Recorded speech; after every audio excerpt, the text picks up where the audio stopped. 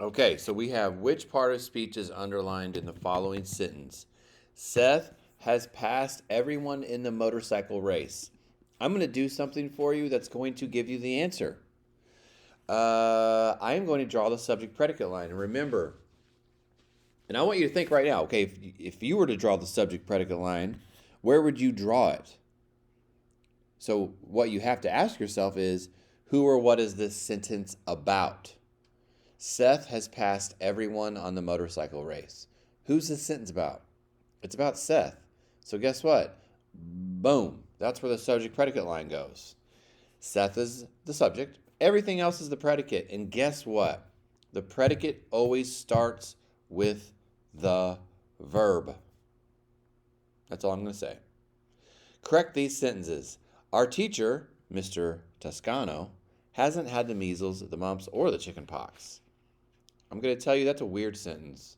I don't know why anybody would ever be telling you about their teacher not having the measles, mumps, or chicken pox. That's kind of strange.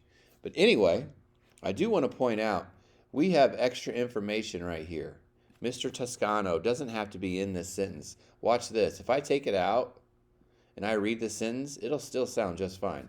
Our teacher hasn't had the measles, the mumps, or the chicken pox. Sounds fine.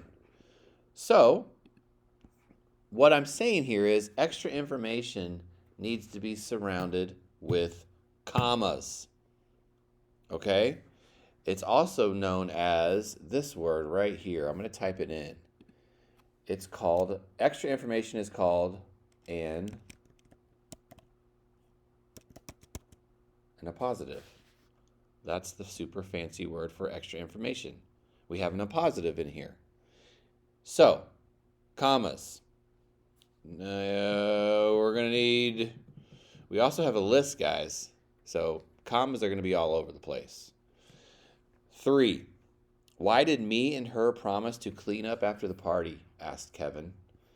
Speech tag. So we have a speech tag, guys. So we have to have a lot of punctuation in this sentence. Kevin has said something. So put your quotations and all that good stuff where it needs to go. Now, look also what we have. Here we go again. There's me. Why did me and her promise to clean up after the party? You guys, you always put the other person before yourself. Always. Just in like in life, always put people before yourself. Now, ask yourself, does this sound right? Why did I promise to clean up after the party? Or why did me promise to clean up after the party? That's all I'm going to say there, too. Number 4, circle the preposition in this sentence. A preposition, guys, preposition, there's a list of them. There is a big list of prepositions. And I'm going to ask and challenge you to look those up. Just look up real quick, preposition list. And then you will be able to see where the preposition is in this sentence. Let me read the sentence, though, for you. The doctor stood beside his patient's bed. The doctor stood beside his patient's bed. There is a preposition in this sentence. There is a prepositional phrase in this sentence. And if you take out the prepositional phrase, you still have a complete sentence. That's kind of a good clue there.